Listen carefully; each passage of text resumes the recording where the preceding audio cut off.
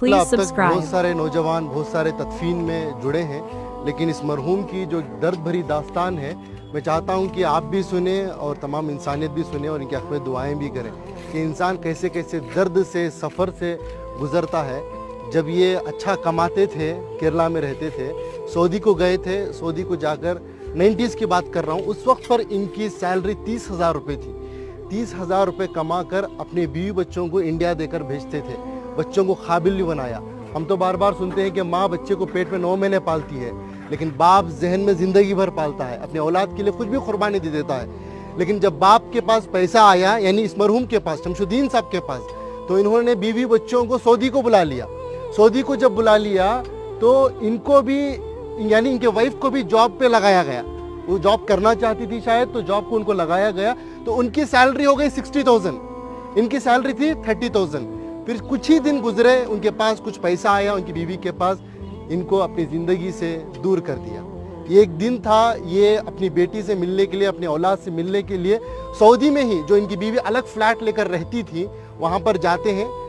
बाप अपनी बेटी की मोहब्बत में एंट्री लेता है, जाता है, बेटी दरवाज़ा खोलती है, बेटी बाप को देखती है, जैसे ही बाप को देखती है एकदम से दरवाजे को मूछ देती है। एक तमाचे की तरह इस मरहूम के चेहरे पर पड़ा। ये मैं नहीं कह रहा हूँ, ये इनकी खुद की ज़बानी है। मरने से पहले, कुछ दिन पहले इन्होंने इस वाक़े को बताया है। इसके गवाह हमारे इनायत साहब है, कहाँ है? हाँ, ये है। ये बता ये रहे हैं कि सऊदी से दिल दुखने के बाद, दर्द मिलने के बाद, बेंगलुरु के एक टॉप एरिया में एक बिल्डिंग में एक मैनेजर के तौर पर काम करते थे। ये खुद उसके गवाह हैं कि एक मिलिट्री की तरह सिस्टम था इनका, उसूल आदाब के पक्के थे, बिना आयरन के कपड़ा नहीं पहनते थे। ऐसी अपनी जिंदगी, छोटा सा कमरा था, सीढ़ियों के नीचे से बेड डालकर, एक पंखा लगाकर, उसे भी पाक साफ रखकर जीते थे।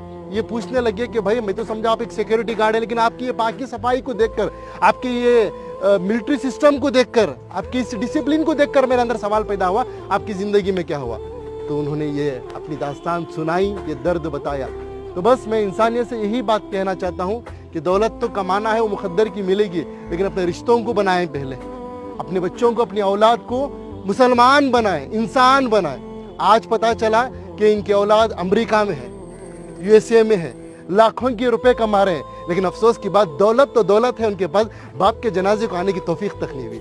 ये अल्लाह का करम है कि अल्लाह ने मुझे और आपको चुना है। मैं और आप आए नहीं यहाँ पर, अल्लाह हमें भेजा है, अल्लाह ने हमें ये तौफीक दी है, तब जाकर इस कब्रस्तान में आए हैं, इस मरहूम के जनाजे में शिरकत कर रहे हैं। इस मरहूम की नसीब देखिए, आज मस्जिद में नमाज़े की जनाजा अदा हुई। इनाम भाई, बड़ा मजमा था, मस्जिद के इमाम साहब, एक आलिम दीन ने इनका जनाजे की नमाज़ पढ़ाई, और तमाम अल्लाह के नेक बंदे मिलकर आकर आज तदफीन के लिए जुड़े।